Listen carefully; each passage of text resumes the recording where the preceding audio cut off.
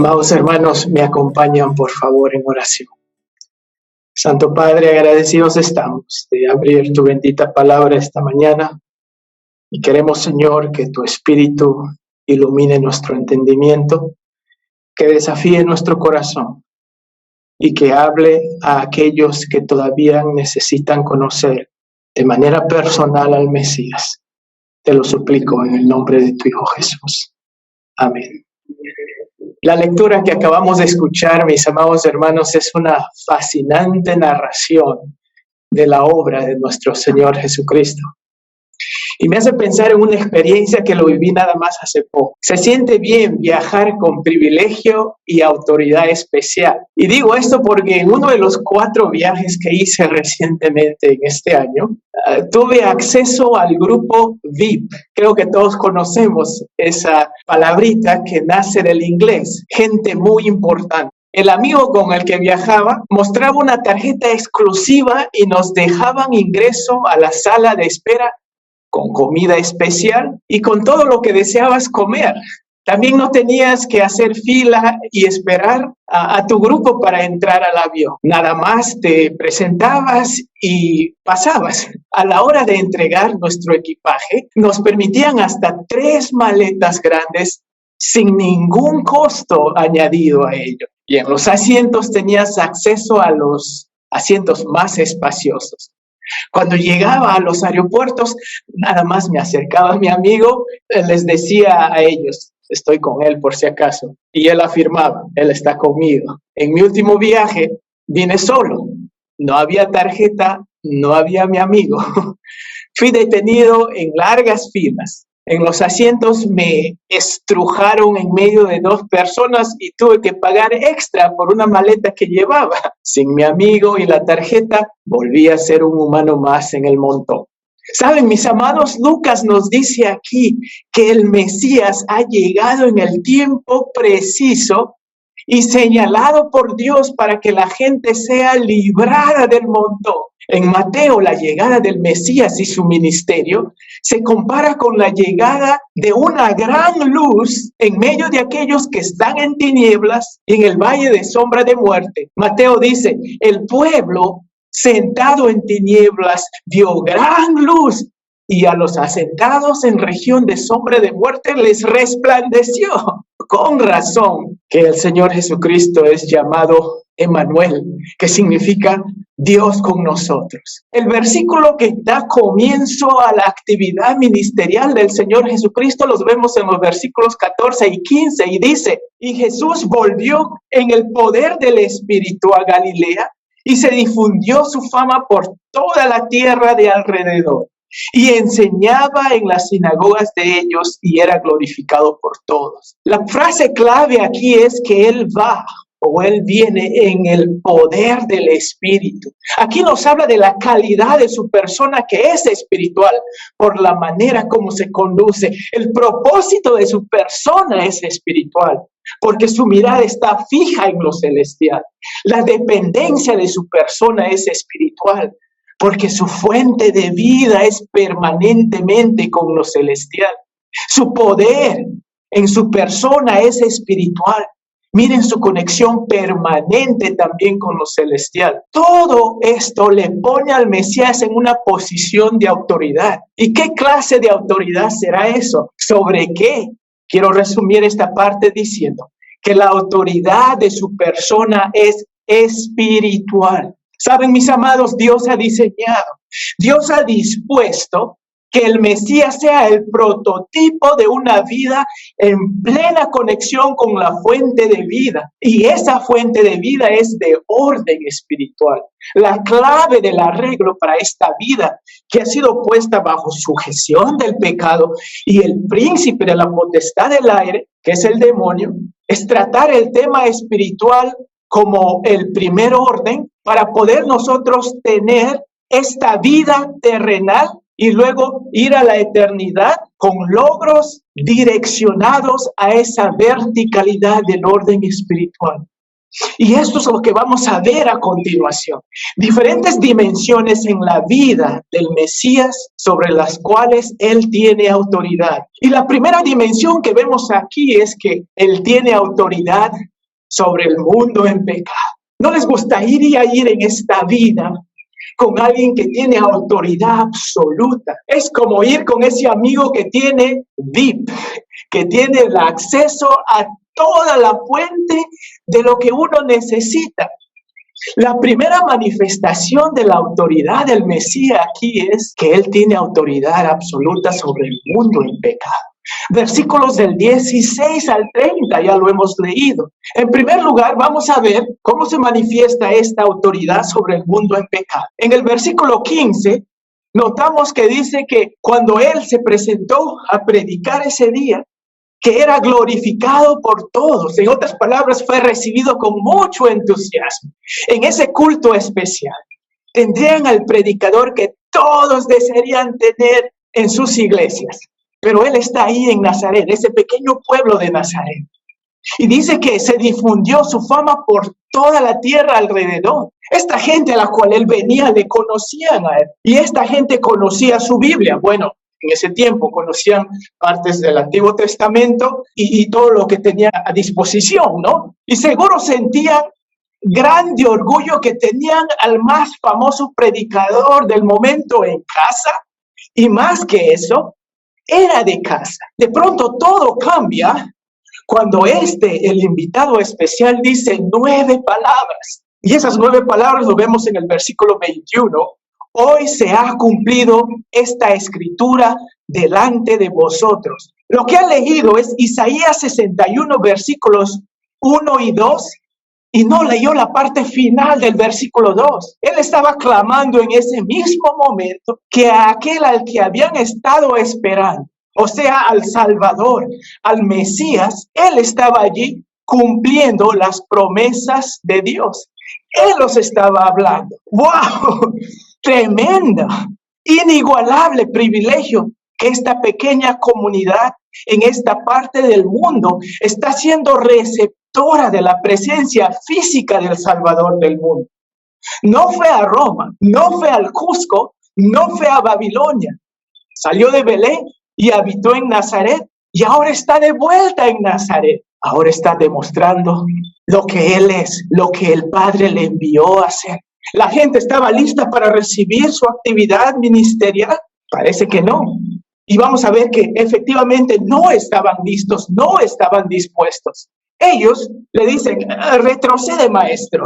Estás tratando de decir que nosotros somos esos pobres, quebrantados, cautivos, los ciegos, los oprimidos. Y tú estás diciendo, tú estás afirmando ser el Salvador, el Mesías, el Dios encarnado, Dios mismo. ¿Estamos entendiendo bien esto o te has equivocado? Saben, aquí hay una confusión entre la gente. Una confusión que se convierte en conmoción y lamentablemente los llevará a una trágica negación. Algunos no se fijaron de lo que había dicho y aplauden y de buena gana su gran elocuencia de enseñanza. Al fin de cuentas están al frente del más grande predicador en la historia del mundo. Este es hijo de José y miren lo que ha llegado a ser. El versículo 22 diría, quizás otros están esperando cuándo va a leer la siguiente parte del versículo 2 de Isaías 61, donde dice, y el día de venganza del Dios nuestro. Esa parte no lo leyó el Señor Jesucristo. Esta parte no lo lee el Mesías porque es para después. Hoy es el tiempo de salvación. Pero los que sí escucharon y se dieron cuenta lo que afirmaba, empiezan a cuestionar su declaración. Y antes que lo mencionen, el Señor Jesucristo levanta la voz otra vez y revela lo que están pensando en su corazón. Versículo 23 les dice, sin duda me diréis este refrán, médico, cúrate a ti mismo. El Señor está leyendo sus mentes y les da una lección. Él les dice, ustedes desean que yo haga milagros y que les dé pruebas que soy el Mesías. como si eso les va a hacer cambiar de parecer sobre quién soy yo. Todo el mundo sabía que el Señor Jesucristo, que el Mesías hacía milagros. La segunda parte dice, de tantas cosas que hemos oído que se han hecho en Capernaum, haz también aquí en tu tierra. Vamos, hombre, no te detengas, demuéstranos lo que puedes hacer. Haz esas obras grandiosas que hemos escuchado y sabemos que han ocurrido. Lo que el Señor Jesucristo había estado haciendo era ampliamente aceptado y reconocido, que Él hacía grandes milagros. Más adelante, el apóstol Juan retoma esta verdad y él afirma en Juan 11:47 cuando dice, entonces los principales sacerdotes y los fariseos reunieron el concilio y dijeron, ¿qué haremos? Porque este hombre hace muchas señales. Mis amados, el punto no eran los milagros, porque todo el mundo sabía, las mismas autoridades sabían que el Señor Jesucristo hacía milagros. El punto era que Él era el Salvador de pecados y esto no les gustaba. El punto no eran los milagros, el punto era Él como el Salvador de pecados. Si no le aceptaban como el Mesías, por más que haría resucitar un muerto, no iba a cambiar lo que ellos ya creían sobre Él. Si no reconocían que eran pobres, quebrantados, pecadores y ciegos, en la vida encontrarían salvación y verían las cosas que el Mesías puede hacer. Ellos estaban dispuestos a negar toda evidencia y a toda oportunidad de salvación porque no se consideraban ser los pobres, los ciegos, los pecadores. Y quisiera añadir algo aquí, mis amados hermanos. Saben, el ver hacer un milagro no salva a nadie. Miles y miles de personas vieron al Señor Jesús hacer milagros. ¿Y qué hicieron? Le pusieron en la cruz. El creer en Cristo salva. Y al creer en Él, sabemos del poder que tiene para hacer más allá de lo que pensamos e imaginamos. Ningún milagro ha salvado a nadie. El que salva es el Salvador, es el Mesías, no el milagro. Por eso aquellos que van de iglesia tras iglesia buscando milagros, están buscando el objetivo equivocado. El objetivo no es el milagro, el objetivo es Cristo. Sin Cristo no hay salvación de pecados. Puede que uno sea expuesto a muchos, bastantes milagros, y viva la vida ansiosa por más y más milagros y nunca ser salvo. Para ser salvo debo yo admitir que Él es el Mesías, que Él es el Salvador y que sin Él estoy en mi ceguera, en mi opresión, en mi pecado, en mi bancarrota espiritual. Estoy perdido. Ellos no iban a admitir tal condición. Eso era la realidad de los otros, no de ellos. Ellos tenían a Moisés y la ley. Eran del linaje de Abraham, de Isaac, de Jacob. Ellos tenían una gran genealogía, como se mencionó en un par de semanas atrás. Habían recibido las promesas y la palabra de Dios. Ante esto, cuando ellos están pensando en esta tremendo bagaje que los hace retroceder de creer en Él, cuando se sienten superiores ante todos, el Señor dice lo siguiente, que los indeseables por la situación en la que están y por la condición en la que están, son los más dispuestos a recibir la salvación. Y les presenta esto afirmando una verdad y dos ilustraciones. La verdad es la siguiente, el Señor les dice en el versículo 24, la segunda parte, ningún profeta es acepto en su propia tierra. El Señor admite cuando dice esta verdad, que puede ser que podemos tener cierta propensidad, y todos los hombres lo tienen, a ningunear a lo nuestro. Porque le conocemos, porque sabemos quiénes son sus padres, porque sabemos a qué se dedicaban sus padres, porque sabemos quién es él desde que era chiquito, de dónde ha salido, de dónde ha venido, etcétera, etcétera. Y eso a pesar de la verdad que trae ante nuestros ojos y ante nuestros oídos. Yo más bien diría que es más aún por lo que está diciendo que se niegan a aceptar. Si habla la verdad de lo que soy, muchas veces deseamos ningunearle más. Pero aquí hay algo que el Señor Jesús introduce que es sobresaliente. El Señor Jesús le dice, Ustedes tienen un hábito de desechar los planes y propósitos de Dios, a pesar de haber sido recipientes de su gran amor. Eso es la verdad. Y lo va a ilustrar de dos maneras. La primera ilustración tiene que ver con alguien en una situación extrema. Esto es la historia de Elías y una viuda de Sidón. Versículos 25 y 26. Dice, muchas viudas había en Israel en los días de Elías. Esto se remonta a Primera de Reyes 17, donde tenemos la historia. Allí tenemos una terrible situación porque había una hambruna en progreso que duró 3 años y medio. Y sabemos que Dios se preocupa, Dios se inclina a aquellos en necesidad, a los huérfanos, a las viudas. Salmo 68:5 nos dice, Padre de huérfanos y defensor de viudas es Dios en su santa morada. Mis amados, las viudas serían las personas más vulnerables en la lista de los más necesitados en tiempos de hambruna, porque viven de la bondad de la gente. Y si la gente no tiene que dar, ¿qué pasará con esas viudas? Sabemos que el Señor está castigando a su pueblo porque la nación de Israel en ese tiempo estaba entregada a un Dios falso llamado Baal y estaba siendo animada por el poder de aquellos que estaban reinando. Llámase Acab y su malvada esposa Jezabel. La nación estaba entregada a la adoración de Baal. Y saben, esta mujer está en la zona donde había nacido esta adoración a este Dios falso. Allí es donde Elías es enviado, a esta cuna de paganismo que se extendió en toda la región. ¿Saben quién era el rey allí? Era un tal Ed-Baal, que de acuerdo a la historia fue el padre de Jezabel. Esta tierra del enemigo es, sin embargo, el lugar a donde llegó Elías, porque el Señor le envió allí. Había muchas viudas en Israel.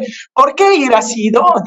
Porque la viuda creía en el Señor. En Primera de Reyes, en el capítulo 17, dice, vive Jehová tu Dios. Esta mujer creía en el único Dios del mundo. No solamente creía en el Señor, pero esto lo hacía a pesar de lo que ella era. Era una viuda, era una gentil, o sea, que era despreciada por los judíos, y además era una mujer. Las mujeres no eran apreciadas en ese tiempo, no eran valoradas como los hombres, pero a pesar de su persona, ella creía en el Señor.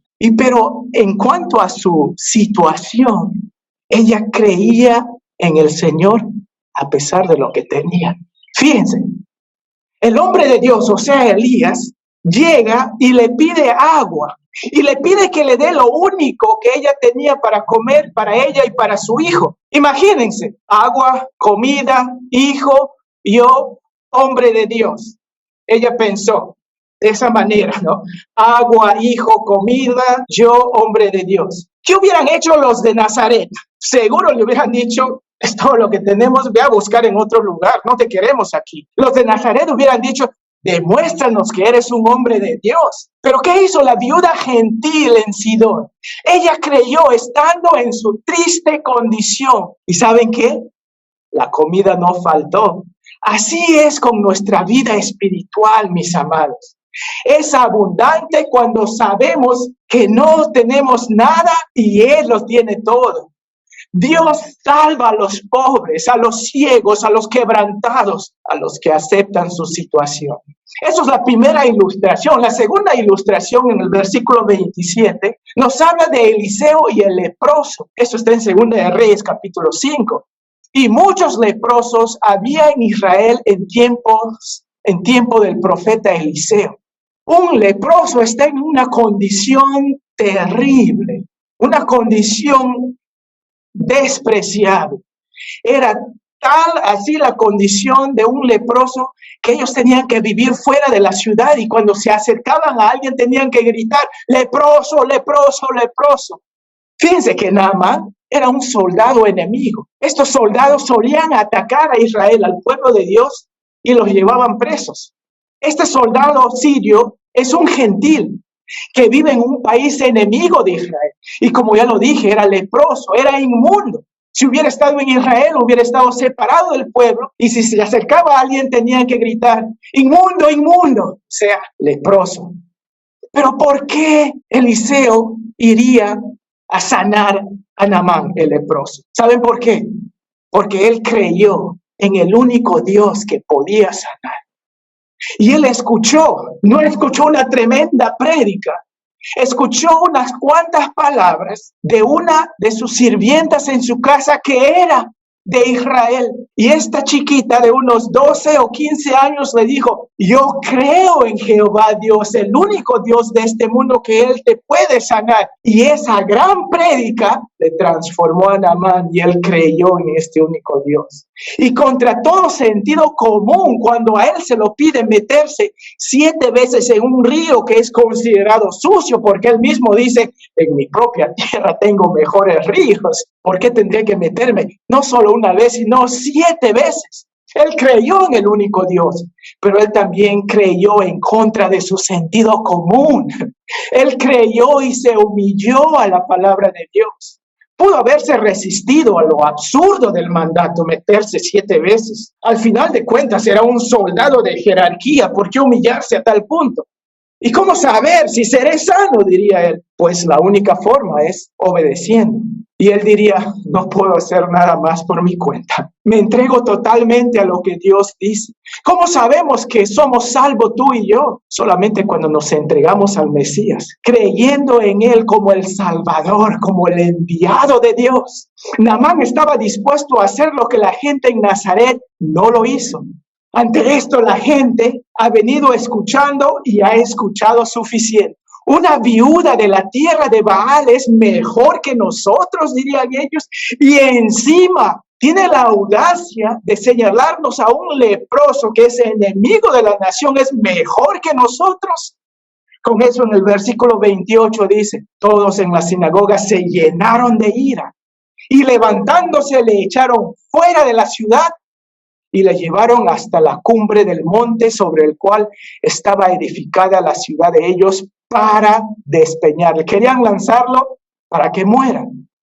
Qué tragedia, ¿no, mis amados hermanos? Que esta gente, pudiendo haber encontrado salvación, desean más bien matar al Salvador, porque creen que son mejor que una viuda gentil, mejor que un soldado gentil y leproso. No son los pobres, los ciegos, los necesitados a los cuales es señalado y por los cuales Él ha venido. Y como no lo son y no reconocen que Él es el Mesías, desechan su autoridad del Salvador. Que no seamos, mis amados, de aquellos que desechan la autoridad del Mesías. Él tiene autoridad sobre el mundo en pecado, pero también Él tiene autoridad sobre el mundo invisible. Y esto lo vemos en los versículos 31 al 37. En el versículo 33 precisamente dice allí, estaba en la sinagoga un hombre que tenía un espíritu de demonio. Vemos que el Señor tiene autoridad absoluta sobre el pecado de los hombres, pero también vemos aquí que el Señor tiene autoridad sobre el mundo espiritual, que es el mundo invisible, que aquí se manifiesta por medio de los demonios. Y nos haríamos la pregunta, ¿quiénes son los demonios? Quiero decirles, mis amados, que los demonios fueron creados por Dios, pero fueron ángeles santos, que se rebelaron juntamente con el orgullo de Satanás. Y dice que 1/3 de ellos se rebelaron contra Dios, por lo que leemos en Apocalipsis 12:4.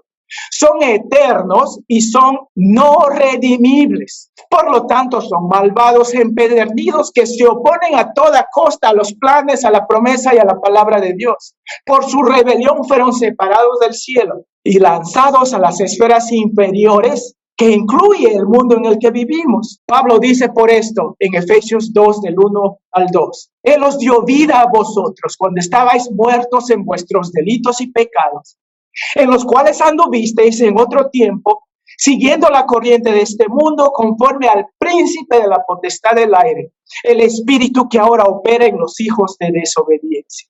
Estos seres demoníacos se rebelaron del Señor y fueron separados del cielo y ahora habitan en este mundo, que es parte de la dimensión en donde ellos viven. Y la verdad es que toda persona que no está con Cristo está expuesta y bajo la influencia de los demonios, en unos más que otros. Primera de Juan 5:19 dice, sabemos que somos de Dios y el mundo entero está bajo el maligno. ¿Saben? El futuro que les espera a estos seres es el lago de fuego. Allí van a ser expuestos al sufrimiento eterno. Pero mientras esperan ser lanzados al infierno, mis amados, tratarán de llevar con ellos a cuantos puedan por medio del rechazo del evangelio de Jesucristo.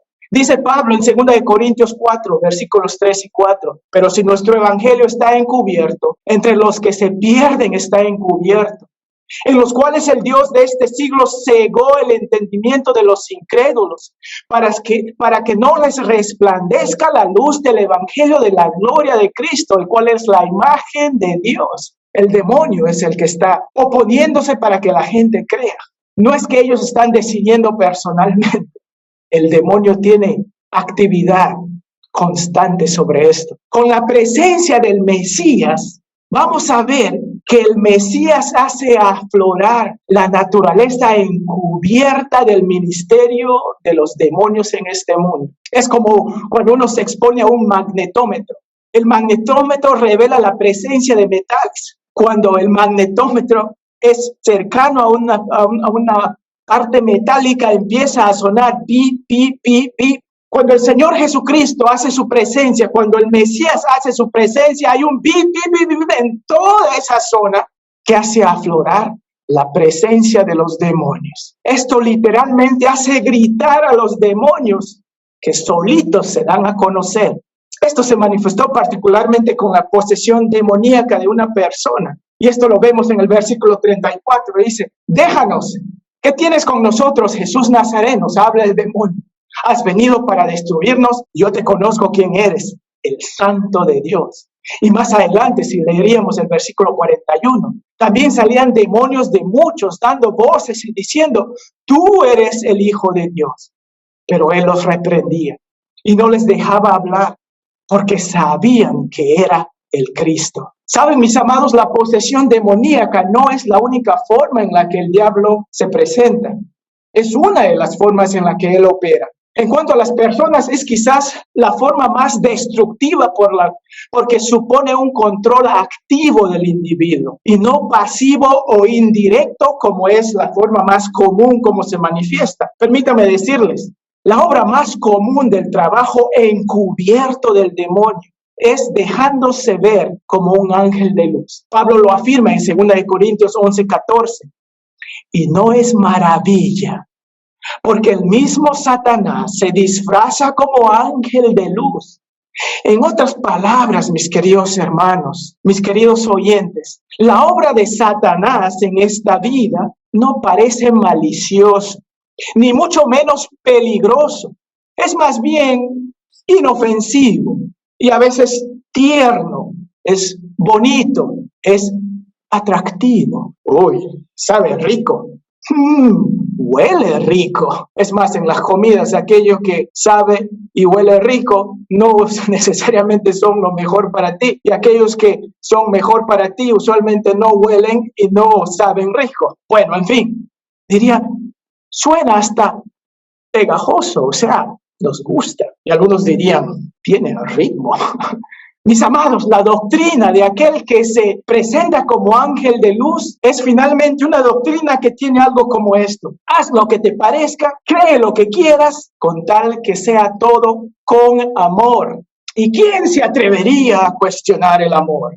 Los que afirman la doctrina del demonio, mis amados, no son los pobres en espíritu, no son los pecadores, no son los quebrantados. Estos son los que desean hacer las cosas a su manera y eso es doctrina del diablo. Y por lo tanto morirán en sus pecados. ¿Saben esta manifestación descarada? Y volviendo a cómo se manifiesta el demonio en este pasaje, la posesión demoníaca comenzó por primera vez en Génesis 6. Allí en Génesis 6 vemos el episodio de los hijos de Dios, que es una referencia a los ángeles en el Antiguo Testamento. Estos llegaron a poseer cuerpos de hombres malvados y procrearon con mujeres. ¿Cómo es esto posible si son seres espirituales? Diría alguien por allí en alusión a Mateo cuando el Señor menciona que no pueden casarse y no pueden darse en matrimonio porque son seres espirituales. Pero es precisamente el atrevimiento, la osadía de estos los cuales les conduce a un castigo en particular. Es por la obra del demonio, por su osadía de traspasar de un género a otro. Y creo que aquí hay este transgerenismo también que se está manifestando entre los hombres, que debería ser repensado a la luz precisamente de estos textos. Hay un traspaso de donde ellos fueron a donde ellos quieren estar, porque es su condición. Tristemente, y fíjense lo que dice Judas, versículo 6. Y a los ángeles que no guardaron su dignidad, sino que abandonaron su propia morada. Ellos fueron creados, seres espirituales, pero se atrevieron a traspasar a una morada distinta. Dice, los ha guardado bajo oscuridad en prisiones eternas para el juicio del gran día. Lo que ellos hicieron es lo más impensable ante los ojos de Dios, y fueron ya separados en un lugar, en las partes más bajas del infierno, y finalmente un día serán sentenciados a sufrimiento eterno en el lago de fuego. Mis amados, esto es la realidad demoníaca del espíritu del mal. Deberíamos tener temor nosotros a este espíritu, a estos espíritus malos en este mundo en el cual estamos. Quiero decirles contundentemente que no, mis amados. ¿Saben por qué? Porque los demonios tiemblan ante el Mesías. Fíjense, en primer lugar vemos que tiemblan ante su presencia. Dice, déjanos, ¿qué tienes con nosotros, Jesús Nazareno? Has venido para destruirnos. La misma presencia del Señor en esa región los hace manifestar, les hace temblar. Los demonios a donde el Señor Jesucristo, a donde el Mesías iba, ellos deseaban alejarse. Deseaban que Él no esté presente porque su presencia los hace temblar. También les hace temblar su persona. Los demonios dicen, yo te conozco quién eres, el Santo de Dios. Él les manda que se callen porque Dios, mis amados, no desea una publicidad falsa. Esto confunde a la gente. ¿Se acuerdan que cuando Pablo se enfrentó en Hechos 16, en una historia con una chica que estaba poseída por un demonio? Y esa chica estaba diciendo la verdad cuando ella grita diciendo lo siguiente: estos son siervos del Dios viviente, estos son siervos del Dios omnipotente. Y eso es verdad, pero sin embargo Pablo dice, te mando en el nombre del Señor Jesucristo que salgas de ella. Y salió en aquella misma hora. Mis hermanos, Dios no desea que la gente se confunda, que crean que el bien y el mal son compadres y que se promocionan mutuamente. El Mesías dice, aquí ronco yo, aquí mando yo y punto. Ante el Mesías los demonios tiemblan con su presencia, con su persona, porque Él es el Santo de Dios, pero también tiemblan por su predicación. Y dice, y estaban todos maravillados y hablaban unos a otros diciendo, ¿qué palabra es esta? Esta palabra, mis amados, el Evangelio cambia vidas, te cambió a ti, me cambió a mí, y puede cambiarte a ti que me escuchas, que no escuchaste, que no recibiste todavía al Señor Jesucristo en tu corazón. Esta palabra del Evangelio no les gusta a los demonios porque cambia vidas. Su reino se ve afectado porque el Evangelio saca a la gente del poder de las tinieblas y los catapulta a la luz admirable de Dios. Los demonios tiemblan ante la presencia, ante la persona, ante la predicación, pero también ante el poder del Mesías. Versículo 35, y Jesús le reprendió diciendo, cállate y sal de él. Entonces el demonio, derribándole en medio de ellos, salió de él y no le hizo daño alguno. No hay exorcismo, no hay confrontación de poderes y ni siquiera de palabras. El Mesías dice y se hace, es que Él tiene el poder absoluto sobre el mundo espiritual. Por eso Juan reconoce y dice en 1 Juan 3:8, para esto apareció el Hijo de Dios, para deshacer las obras del diablo. Ellos saben que por medio del Señor Jesús, el mundo negro de los demonios se acabará y permanentemente, y creen que eso ha llegado. Con razón que dicen, ¿qué tienes con nosotros, Jesús Nazareno? ¿Has venido para destruirnos? Saben su destino final, pero no saben cuándo será esto. Y eso les hace temblar. No son omniscientes, no son omnipresentes, pero también ellos tiemblan ante el plan de Dios. Más adelante en Lucas 8 vamos a ver en otro episodio con los demonios, que estos creen que ya los va a mandar al lugar de tormento eterno. En Lucas 8:31 dice, y le rogaban que no les mandase ir al abismo. ¿Saben dónde se menciona el abismo? En el libro de Apocalipsis, capítulo 20. Después de la tribulación, dice que el Señor gobernará por 1000 años con sus santos y durante este tiempo, Satanás y sus demonios estarán encarcelados en el abismo.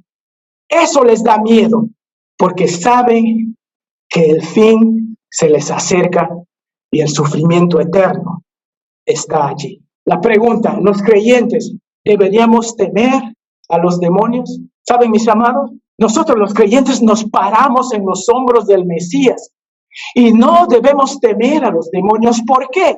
Primero, si Cristo habita en nosotros y Él tiene toda autoridad absoluta sobre los demonios, no hay razón de temer. Gálatas 2:20 nos dice, con Cristo estoy juntamente crucificado y ya no vivo yo, mas vive Cristo en mí. Y lo que ahora vivo en la carne, lo vivo en la fe del Hijo de Dios, el cual me amó y se entregó a sí mismo por mí. Mis amados, Cristo mora, vive en nosotros. Y Él tiene toda autoridad sobre los demonios. Y ante la autoridad de Cristo, los demonios tiemblan. En segundo lugar, diríamos, si Cristo habita en nosotros, no hay forma que un demonio pueda habitar un creyente. La posesión demoníaca solo ocurre en no creyentes. Que el demonio influencia a un creyente no es igual a que posea el cuerpo de un creyente. No hay en la Biblia evidencia de un creyente siendo poseído por el demonio. Segunda de Corintios 6, 15, 16 dice lo siguiente. ¿Qué armonía puede haber entre Cristo y el diablo? ¿Y qué clase de unión puede haber entre el templo de Dios y los ídolos? Pues nosotros somos el templo del Dios viviente. Qué triste ver a creyentes yendo en esta vida atemorizados del demonio. Cuando el demonio es el que tiene miedo al que llevan en su corazón. Vivamos con esta autoridad y no timoratos. Creamos lo que dice la palabra de Dios. Colosenses 1:13 dice, pues Él nos rescató del reino de la oscuridad y nos trasladó al reino de su Hijo amado. Mis amados, el Mesías tiene autoridad sobre el mundo en pecado, tiene autoridad sobre el mundo invisible, el poder de los demonios en el cual está este mundo sujeto, pero también el Mesías tiene autoridad sobre el mundo natural. Más bien yo diría, es un mundo desnaturalizado. Desnaturalizado, ¿por qué? Porque el orden de Dios era un mundo libre de dolor, de accidentes, de catástrofes, de angustias, de desilusiones, de peleas. Y definitivamente libre de enfermedades. Alguien se me acercó un día y me dijo sobre este pasaje, hermano, ¿sabías que Pedro estaba enojado con el Señor Jesús? ¿Por qué? Le pregunté un poco contrariado yo. Y él me dice, porque le sanó a su suegra. Y le sacó de este pasaje en los versículos 38 al 44. Otro día otro hermano se me acercó y me dijo, ¡que viva mi suegra! Y luego cayó y replicó, pero que viva bien lejos. Ven la desnaturalización de las relaciones en este mundo, mis amados. Y tristemente, nuestras amadas suegras pagan el pato, como decimos coloquialmente. Estamos en un mundo tan desnaturalizado que las relaciones no funcionan. Hay accidentes, hay enfermedades. ¿Cuánto necesitamos de alguien que tenga la autoridad de poner orden? Este mundo está en pecado y eso no es el orden en el cual fue creado. El Mesías viene a poner orden y lo demuestra con su potestad de hablar al desorden. Fíjense lo que digo, hablar al desorden. ¿Alguien puede poner orden solamente al hablar a una enfermedad? Nadie tiene esa autoridad, pero sí el Mesías. Y Él tiene la autoridad para hablar a aquello que es natural en el cuerpo o también natural en el mundo físico en el que vivimos.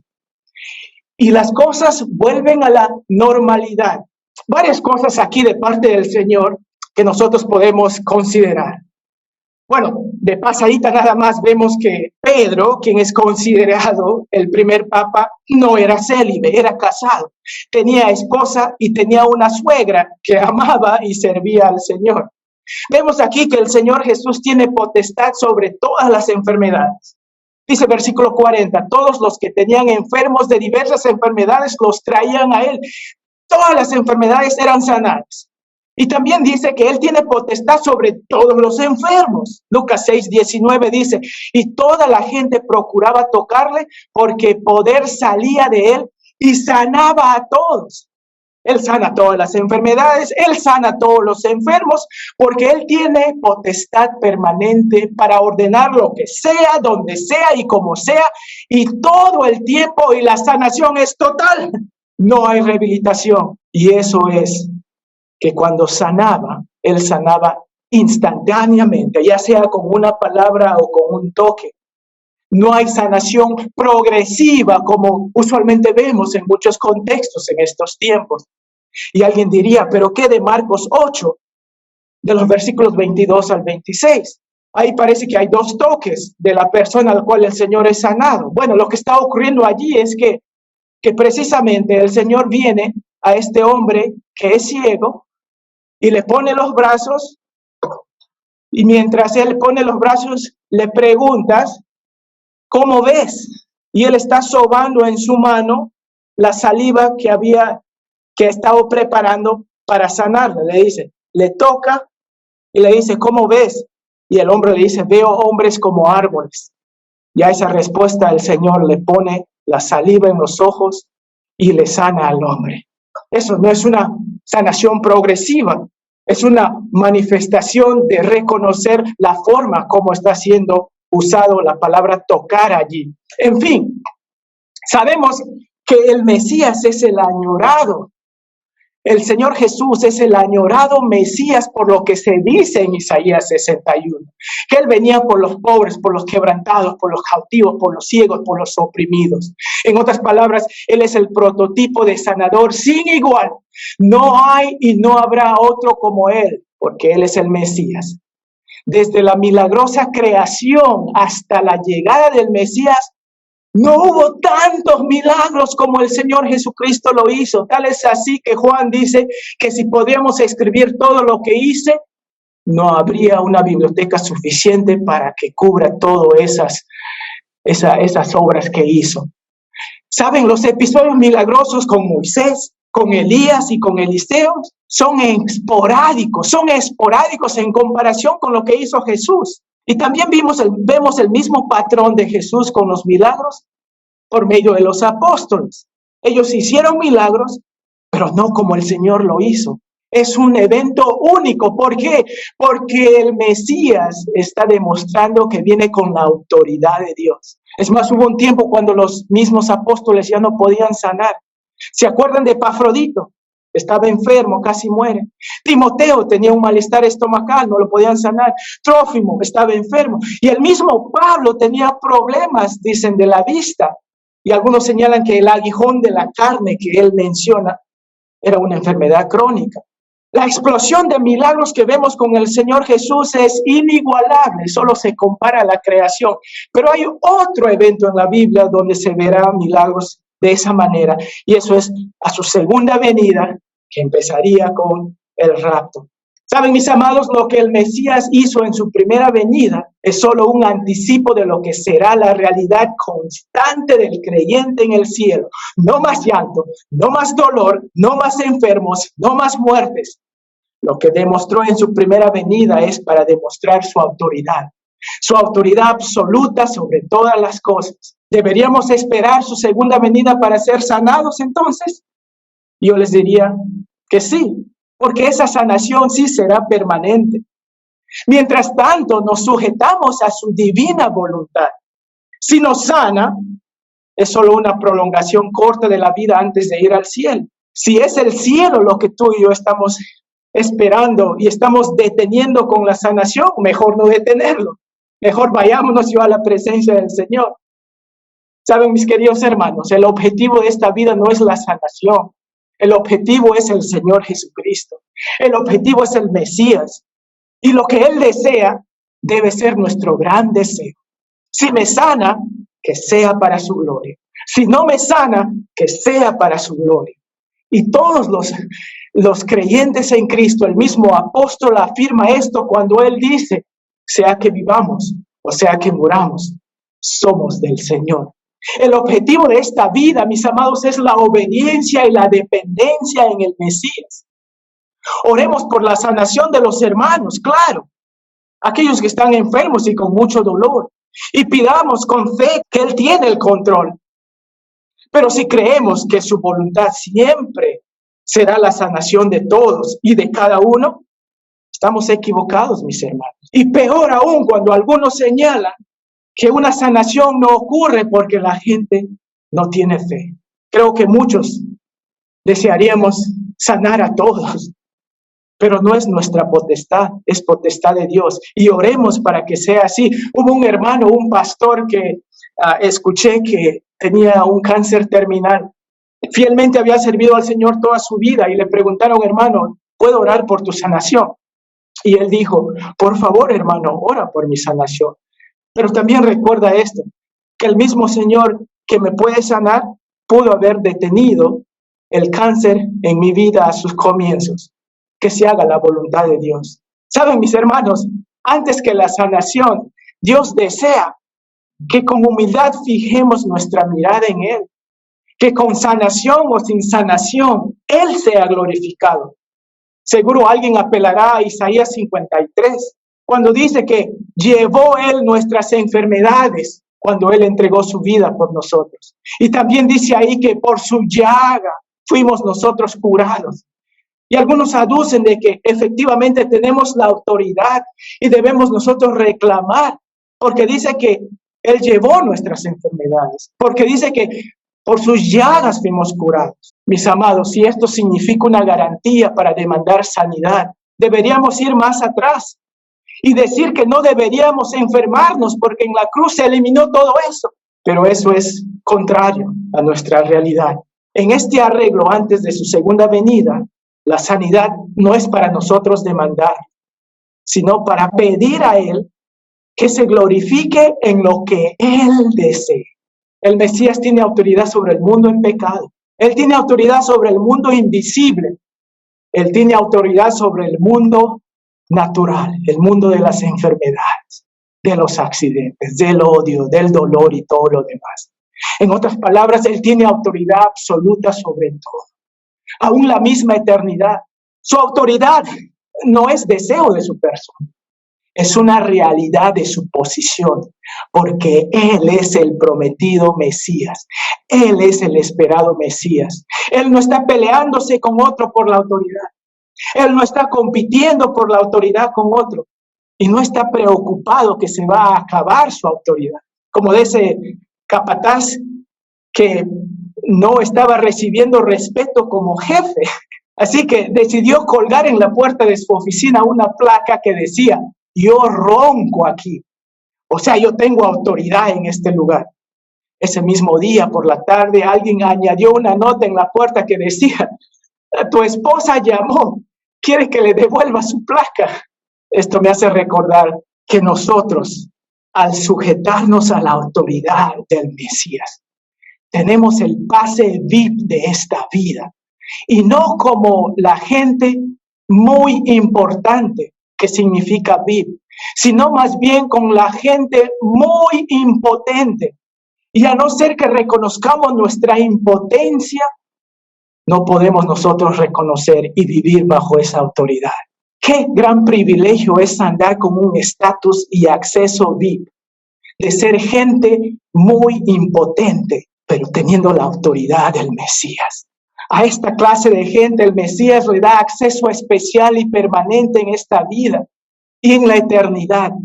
Gente impotente porque son los pobres, los humildes de esta vida, que se entregan de buena gana a su autoridad, reconociendo que sin Él son ciegos en el pecado, están quebrantados y en bancarrota por el pecado y son consumidos por el pecado.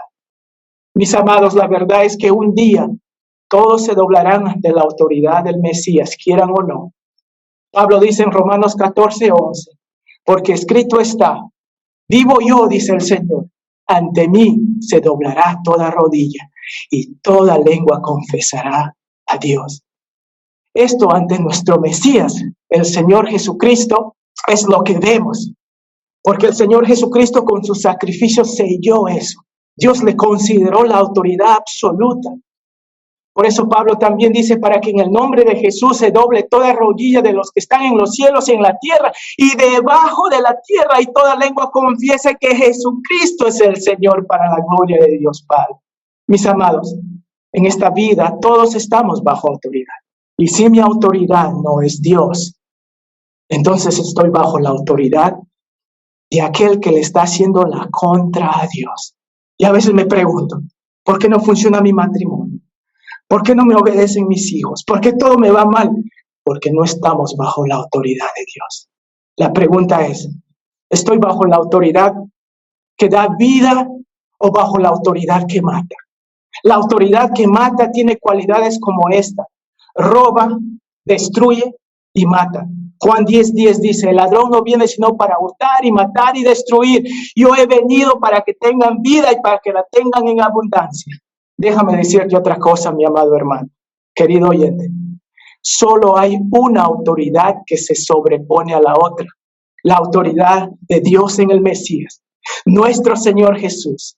Esta es la autoridad que da bendición empezando ahora y más en la eternidad. Qué bueno es vivir la vida y anticipar la otra con plena autoridad y convicción. Debemos venir a Él. Deja que Él selle tu nombre en el libro de la vida. Porque dice, y el que no se halló inscrito en el libro de la vida fue lanzado al lago de fuego. Caminemos con el Mesías, porque Él llama a gente VIP, gente muy impotente, para que Él les dé la autoridad de tener éxito en esta vida. Padre Santo, agradecidos por tu palabra. Gracias que enviaste al Mesías para aquellos impotentes que reconocen que sin ti no somos nada, pero que contigo vemos un futuro en esta vida de éxito, de sobreponernos ante los desafíos, y vemos una glorificación segura, porque Señor, tú ya caminaste ese camino y nos lo garantizas. Bendice a tu pueblo esta mañana, te lo suplico en el nombre de tu Hijo Jesús, el Mesías Salvador, que vino por nosotros a sacarnos del montón. En su nombre oramos. Amén.